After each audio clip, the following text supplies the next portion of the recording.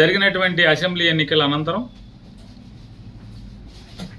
లెక్కింపు రోజు నుంచి మొదలుపెట్టి అధికార మదంతో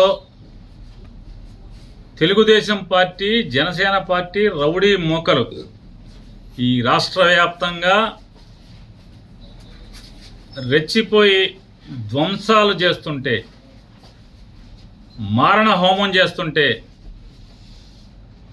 ఏ నియోజకవర్గానికి ఆ నియోజకవర్గం ఎమ్మెల్యేలు గెలిచిన వారు ప్రోత్సహిస్తూ పైనుంచి చంద్రబాబు నాయుడు డీజీపీకి, ఎస్పీలకి కేసులు కట్టబాకండి, మా కార్యకర్తలు చేసేటువంటి ధ్వంసాన్ని మీరు విట్నెస్గా చూస్తూ ఉండండి తప్పితే మా వాళ్ళని ఎక్కడ ఆపటానికి వీల్లేదు, మీరు పోలీసు ఉద్యోగం చేయటానికి వీల్లేదు అని చెప్పని వాళ్ళ పోలీసులు చేతులు కట్టి ఈ ధ్వంసరచన చేస్తున్నాడు.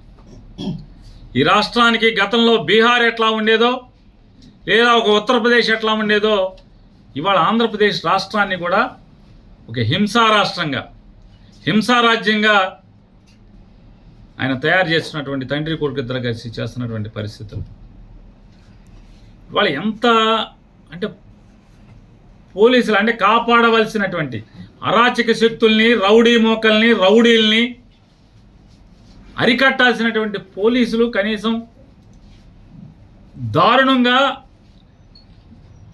గ్రామాల్లో, పట్టణాల్లో మర్డర్ కేసు ముద్దాయిలు,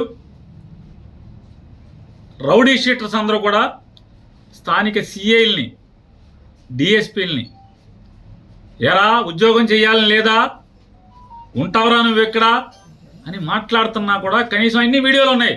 ఇవన్నీ హైకోర్టుకి ఇవ్వబోతున్నాం, అన్ని వీడియోలు ఉన్నాయి. స్థానికంగా ఉన్నటువంటి సర్కిల్ ఇన్స్పెక్టర్ని, సబ్ ఇన్స్పెక్టర్ని, డిఎస్పీని, అంటే జిల్లాలో వివిధ ప్రాంతాల్లో జరిగిన ఇన్సిడెంట్లు, ఏరా ఉద్యోగం చేయరా, విఆర్కి వెళ్తావారా, విఆర్కి పంపిస్తారా నిన్ను అని మాట్లాడితే కనీసం పోలీసులు ఆ రౌడీల్ని ఆపే ప్రయత్నం చేయటం కానీ, అమాయకులైనటువంటి అంటే ఒక ఉదాహరణకి బందర్లో తీసుకుందాం. గొడుగుపేటలో ఎంకుల్ గారు బంకెదురుగుండా సందులో ఒక యాదవ్ కుటుంబం, తల్లి కొడుకు ఇద్దరే ఉంటారు. గేదకి పాలు పితికి బతుకుతారు, పాలు అమ్ముకు ధ్వంసం చేసి, దౌర్జన్యం చేసి, అసభ్య పదజాలంతో ఆడపిల్లని, ఆడకూతురిని 30 ఏళ్ళు కూడా నిండు లేవు, 26 ఏళ్ళు, 27 ఏళ్ళు, 25 ఏళ్ళ అమ్మాయిని పసిగుడితో కొడుకుని బిడ్డని చేతిలో సంకనేసుకుని ఉంటే లక్షిస్తాను పొడుకోవే లంజా అని మదం ఎక్కి మాట్లాడారు నవీన్ గారిని రోడ్లెంబడి తిరుగుతుంటే ఆడు హాస్పిటల్కి చేరుస్తారు తీసుకెళ్ళి పోలీసు. ఏం చేయాలి? అందుకే నిర్ణయించుకున్నాం, చూసుకుని 7గురం కలిసి ఎస్పీ గారిని కలవాలి, కలిసి పోలీసు ఇదే రకమైనటువంటి దగ్గరుండి ధ్వంసరచన చేయిస్తే, దగ్గరుండి ఇళ్ళ మీద దాడులు, ఇళ్ళు ధ్వంసం చేసి మనుషుల్ని, ఆడవాళ్ళని, ఇంట్లో ఆడవాళ్ళని కిచక పర్వం చేస్తే, హత్యాయత్నాలు చేస్తే చేయగలిగేదేమో. మీరేం చేయలేనంటే ఇక మేము చేసేది మేము చేసుకుందామండి ఎస్పీ గారు, మేము చేసుకుంటాం అని చెప్పి ఎస్పీ గారిని అడగాలని చెప్పని కూడా ఇవాళ మేము సమావేశమైనటువంటి వైఎస్ఆర్ కాంగ్రెస్ పార్టీ నాయకులందరం కూడా అనుకున్నాం. అలాగే ఎవరైతే నిర్బంధంలో ఉన్నారో జోగి రమేష్ గారు కానూరులో నిర్బంధించారు, అట్లాగే అనిల్ గారిని కూడా బెజవాడలో నిర్బంధించారు, అట్లాగే వంశీ గారిని కూడా బెజవాడలో నిర్బంధించారు. ఖచ్చితంగా రేపు ఎల్లుండో అందరం కలిసి 7గురం కలిసి ఎస్పీ గారిని కలిసి, జిల్లా ఎస్పీ గారిని కలిసి ఖచ్చితంగా ప్రశ్నించదలుచుకున్నాం. ఈ రకంగా మీరు కనుక ఇంకా కొనసాగిస్తే, ఇక తిరుగుబాటు తప్పితే మా ప్రాణాలని, మా ఆస్తుల్ని, మా భార్యలు లేదా చెల్లెళ్ళు, తల్లుల యొక్క మాన ప్రాణాలు కాపాడుకోవాలంటే చేయగలిగేది ఏముంది? అంటే ఏం చెప్తున్నారంటే పోలీసు రక్షణతో మమ్మల్ని అందరినీ కూడా వైఎస్ఆర్ కాంగ్రెస్ పార్టీ వాళ్ళు ఊర్లు వదిలి వెళ్ళిపోవాలి. అలాగే హరిని ఒకడు పచ్చి నరహంతకుడు, ఆడది కనపడితే వడదు, మర్డర్ కేసు ముద్దాయి, మామూలు ముద్దాయి కాదు, డబ్బు కోసం అమ్మాయిని కిడ్నాప్ చేసి ముక్కలుగా నరికి తెలంగాణ తీసుకెళ్లి తెలంగాణ శ్మశానంలో కాల్చినటువంటి ముద్దాయి ఆడి ఫేస్బుక్లో పోస్టింగ్లు పెడుతున్నాడు. ఒక దళిత కుర్రాడు బైపాస్ రోడ్డుకు సంబంధించినటువంటి హేమా నాని అనే ఒక దళిత కుర్రాడు మీద పోస్టింగ్లు పెడుతున్నాడు. అతను భయపడి పారిపోయాడని చెప్పని, అరే నువ్వు పారిపోయావరా, నువ్వు బందర్ మీద ఎప్పుడు వస్తే అప్పుడు నీకు దండేయటమే. బహిరంగంగా పోలీస్ కంప్లైంట్ ఇచ్చాం వాళ్ళ అమ్మా నాన్న. చర్యలు లేవు. ఎస్పీ గారు చర్యలు లేవు. హరి ఆడిపోయారు, నల్ల హరి అంటారు. కొరియర్ సీను రౌడీ షీటర్ ఆ యాదవుల ఇంటి మీద పడి ధ్వంసం చేశాడు. కేసు లేదు. ఇవాళ బందర్లో ఉన్నటువంటి రౌడీ షీటర్లు పాలకేంద్రం చిలకలపూడి పాలకేంద్రం సురేష్ అనేవాడు ఇవాళ ఈ ధ్వంసంలో మన 8వ వార్డులో విశ్వబ్రాహ్మణ కాలనీలో అలుగోజు రాజశేఖర్ ఇంటికి వెళ్ళారు. అలుగోజు రాజశేఖర్ విశ్వబ్రాహ్మడు అలుగోజు రాజశేఖర్ కంసాల పని చేసుకుంటాడు, బతుకుతూ ఉంటాడు భార్య పిల్లల్ని. అతని ఇంట్లోకి వెళ్ళి తలుపు బదలగొట్టి తాళం బదలగొట్టి ఆవిడ పక్కింట్లో కూర్చుంది భయం వేసి భార్య, నీ మొగుడు లేడా, మర్డర్ చేసేస్తామని చెప్పని ఆ పాలకేంద్రం సురేష్ గారు మాట్లాడతాడు. ఆ మహేష్ అనేవాడు మాట్లాడతాడు. బెదిరిస్తారు. కంప్లైంట్ ఇచ్చినా కేసు తీసుకోరు, చర్య తీసుకోరు. ఆ పాలకేంద్రం సురేష్ అనేవాడు కలెక్టర్ బంగ్లా దగ్గర ఎన్జిఓ కాలనీలో ఒక వైఎస్ఆర్ కాంగ్రెస్ పార్టీ కార్యకర్తకి ఇంటికి వెళ్ళి కారు మీద రాస్తాడు. వీడిని వెనకాల షీల్డ్ మీద అది ఏం మిల్క్స్, అది ఎస్ఎస్ మిల్క్స్ సురేష్ వచ్చెళ్ళాను అని కారు మీద రాస్తాడు. అంటే మట్టి ఉంటుంది కదా, మట్టి మీద వచ్చెళ్ళానని రాస్తాడు. ఆడకూతురిని ఇల్లంతా ధ్వంసం చేసి మొగుడు పిల్లలను కొట్టి లక్షిస్తాను పొడుకోవే అని చెప్పని భయంకరంగా దుర్భాషలో ఉన్నోడిని వీడికి గాయాలు ఉన్నాయి పోలీస్ హాస్పిటల్లో చేర్చుకోండి అని చెప్పని పోలీస్ ఇంటిమేషన్ ఇచ్చి పంపిస్తారు. ఆడికి వీళ్ళు కేసుకి హాస్పిటల్కి పోలీస్ స్టేషన్కి వెళ్తే హాస్పిటల్కి పంపలా. ఆయన్ని పంపించారు ధ్వంసం చేసినోడిని. సరే వీళ్ళు మా కార్పొరేటర్లు వీళ్ళు కలిసి వెళ్ళి హాస్పిటల్లో జాయిన్ చేస్తే బరి తెగించి పోలీసులు ఉండగా ముగ్గురు, ఒక ఏఎస్ఐ, ఒక హెడ్ కానిస్టేబుల్ ఉండగా 15 మంది రౌడీలు ఈ కొట్టిన వాళ్ళందరూ కూడా వచ్చి, రేయ్ మంచం మీద పడుకున్నారేంటే, లంజా మంచం మీద పడుకున్నామేంటి, హాస్పిటల్ సీసీ ఫుటేజీలు తీయించాలని ఎస్పీ గారిని డిమాండ్ చేస్తున్నా. నిజంగా మీరు పోలీసు ఉద్యోగం చేస్తుంటే కనుక, జీతం తీసుకుంటుంటే కనుక తీయించండి. ప్రజలకి ఈ రకంగా దారుణాలు జరుగుతుంటే, అమాయకుల మీద దారుణాలు జరుగుతుంటే పోలీసు పట్టించుకోరా? హాస్పిటల్లో సీసీ ఫుటేజ్, నువ్వు హాస్పిటల్ నుంచి వెళ్తావా వెళ్ళవా? ఏంట్రా కేసు? లంజా లంబడి అని బూతులు తిడుతూ హాస్పిటల్కి వెళ్ళి దౌర్జన్యం చేసే పరిస్థితి. హాస్పిటల్లో మంచం దగ్గరికి వెళ్ళి పోలీసు ఉండగా పోలీస్ స్టేట్మెంట్ రికార్డ్ చేసుకుంటున్నాడు ఏఎస్ఐ మాట్లాడు, హెడ్ కానిస్టేబుల్ మాట్లాడు. కనీసం వాళ్ళని కేకలేరు, మందలించరు. అతను ఒక డిఎస్పీ వచ్చి మాట్లాడుతున్నట్టుగా ఫీల్ అయిపోతున్నారు. అంటే ఇవాళ పరిస్థితి ఏముందంటే ఈ రాష్ట్రంలో చంద్రబాబు నాయుడు గెలిచిన తర్వాత ఏంటయ్యా పరిస్థితి అంటే రౌడీలే డిఎస్పీలు ఎస్పీలుగా అయిపోయిన పరిస్థితి.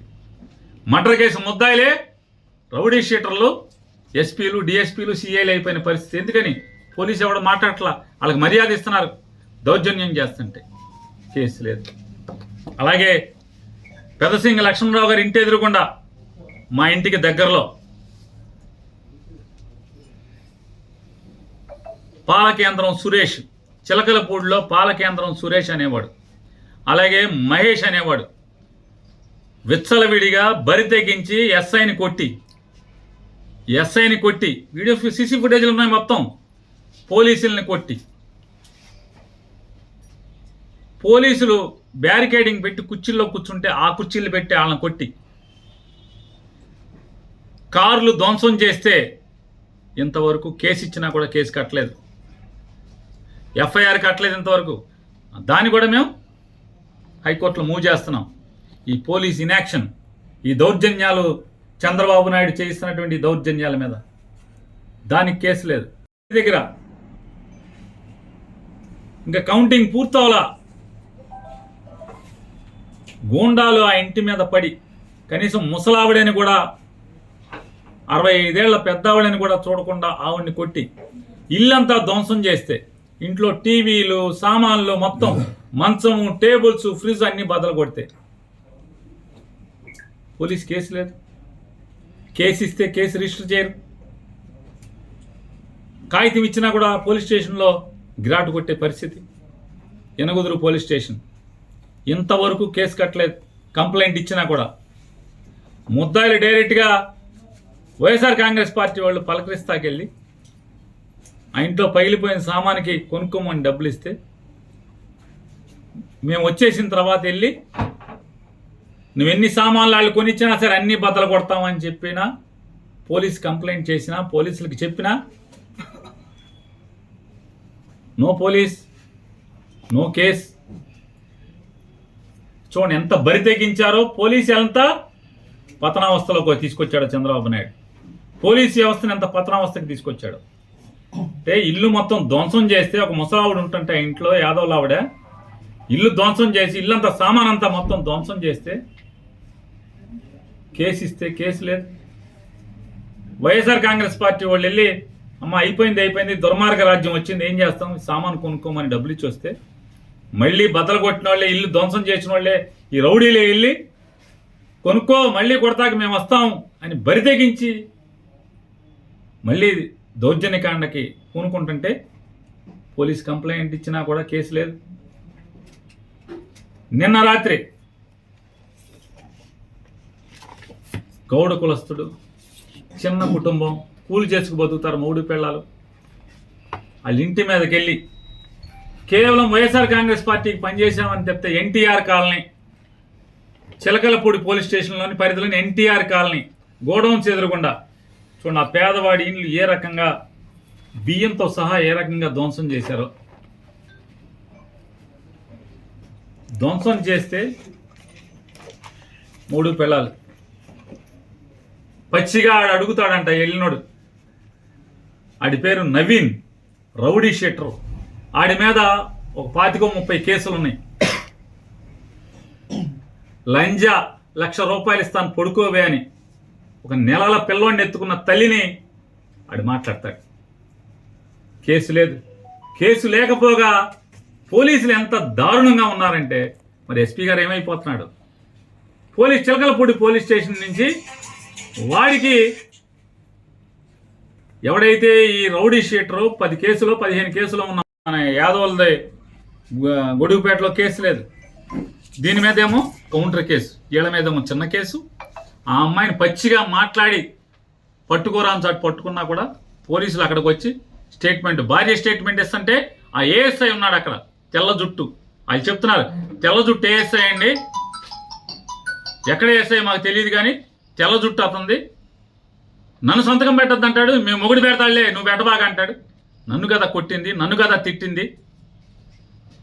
ఎవరు కంచే చేనుమేస్తుంటే పోలీసే ఈ రకంగా ప్రవర్తిస్తుంటే దగ్గరుండి గూండాయిజం చేస్తుంటే ఏం చేయాలి? ఇక ఇళ్ల మీదకి పట్టి ధ్వంసం చేస్తే బలరాన్పేటలో వడ్డెర కులస్తురాలు భద్రరావు గారి కోళ్ళు, భద్రరావు అని ముఠా మేస్త్రి, కూలీ ముఠా మేస్త్రి అంజి అని చెప్పని అంజి భార్య అమ్మాయి ముగ్గేసుకుంటుంటే తాగి 10 మంది రౌడీలు ఆ అమ్మాయి కాళ్ళ మధ్యకి బాంబులేసి అమ్మాయి ముగ్గేసుకుంటుంటే ఇంటి ముందు కాళ్ళ మధ్యకి బాంబులేసి ఏమే నీ మొగుడున్నాడా అని చెప్పని దౌర్జన్యానికి వెళ్తే ఆ అమ్మాయి తిరిగి ఏమయ్యా బాంబులు నా మీద వేస్తావా, నువ్వు గెలిస్తే మీ ఊరేగు మా మీద దౌర్జన్యం చేస్తారా, నా మొగుడితో ఏం పని నీకు అని చెప్పని అడిగితే ఇంట్లోకి వెళ్ళి ధ్వంసం చేశారు. కేసు లేదు. తిరగబడ్డారు అప్పుడు వాళ్ళు. ఆ ఇంట్లో వెంటనే మొగుడు పరిగెత్తుకొచ్చి మొగుడు భార్య పిల్లలు కలిసి తిరగబడితే వాళ్ళ మీద 307 చూడండి పోలీస్. వీళ్ళ మీద కేసు లేదు. వీళ్ళ మీద దాడి చేసిన దానికి ఇంటి మీదకి వచ్చి దాడి చేసిన దానికి కేసు లేదు. వాళ్ళ మీద 307. దాంట్లో మళ్ళీ పోలీసు ఎంత దిగజారిపోయే వ్యవస్థ అంటే ఇదన్నీ సాక్ష్యం, కళ్ళతో సాక్ష్యం చూస్తూ కూడా. నేను గొడవ జరుగుతుందని బందర్ డిఎస్పీ గారికి ఫోన్ చేశాను, బలవాన్పేటలో గొడవ జరుగుతుందని చెప్పాను పోలీసుని పంపని. నాకు ఫోన్ రాగానే నేను ఫోన్ చేసి పంపించాను, చెప్పండి అర్జెంటుగా పంపండి. పోలీసు ప్రత్యక్షంగా ఉండగా ఆ ఇంటి మీద గొడవ చేసి కొడితే, పోలీసు ఉన్నా కూడా ఏం పట్టించుకోకపోతే, వాళ్ళు తిరగబడితే, ఆత్మరక్షణ కోసం తిరగబడితే 307 వీళ్ళు కేసు లేదు. ఎస్పీ గారు ఇవన్నీ మీరు నోట్ చేసుకోండి. ఎంత బరి తెగింపు! మీరు మేము వచ్చి మిమ్మల్ని కలుస్తాం, కలిసాక కూడా మీరు మేమేం చేయలేమండి, చంద్రబాబు మమ్మల్ని ఏం చేయొద్దన్నాడు మీరు చెప్పేశారనుకోండి, ఇంకా సంఘాలు జరుగుతున్నాయి, మా మీద దాడులు జరుగుతున్నాయి, చేయగలిగేది ఏముంది? అందరిళ్ళలో కారాలు ఉంటాయి, అందరిళ్ళలో కత్తిపేటలు ఉంటాయి, ఏం చేయగలరు? తిరుగుబాటే కదా. ఇళ్ళ మీదకి వచ్చి పోనీ మేమేమన్నా ఎవడన్నా తాగి గొడవకి వెళ్తే పోనీ కొట్టారంటే అర్థం ఉంది. ఇంట్లో ఉంటే, ఓడిపోయి ఇంట్లో ఉంటే కార్యకర్తలు ఎవడెవడైతే బలంగా పనిచేశాడో వైఎస్ఆర్ కాంగ్రెస్ పార్టీ కోసం వాళ్ళ మీద దాడులు చేయటం, బరి తెగించి ఇళ్ళకెళ్ళి ధ్వంసం చేస్తుంటే, దౌర్జన్యకాండ చేస్తుంటే, పోలీస్ ప్రేక్షక పాత్ర సాక్ష్యం ఉండి పక్క నుండి చేయిస్తుంటే ఎక్కడికి తీసుకెళ్తున్నారనేది కూడా ఆలోచించుకోమని చెప్తూ, ఖచ్చితంగా రేపు కానీ ఎల్లుండి కానీ ఎస్పీ గారు అపాయింట్మెంట్ అడిగి 7 కూడా మేము ఎస్పీ గారిని కలిసి ఆయన్ని మాట్లాడదాం అనుకుంటున్నాం. ఇవన్నీ కూడా అంటే ఇప్పటికైనా డీజీపీ గారిని కూడా గట్టిగా డిమాండ్ చేస్తున్నాం. ఈ రకంగా మీరు ధ్వంసరచన చేస్తే, దగ్గరుండి పోలీసు ఇలా చేస్తే, మళ్ళీ ఇంకా పత్తిత్తి కబుర్లు చెప్తాను చంద్రబాబు నాయుడు వైఎస్ఆర్ కాంగ్రెస్ పార్టీ వాళ్ళు కొడుతున్నారంటే, ఇంతకన్నా పచ్చి పాపం ఇంకేమన్నా ఉంది? ఇది వాళ్ళ వైఎస్ఆర్ కాంగ్రెస్ పార్టీకి సంబంధించినటువంటి జిల్లా మాజీ ఎమ్మెల్యేలు అందరం కూర్చొని మాట్లాడుకున్నటువంటి మీటింగ్ సారాంశం. సబ్స్క్రైబ్ చేయండి. Please do subscribe to Please like, share and subscribe to top Telugu TV. Top Telugu TV. Top Telugu TV.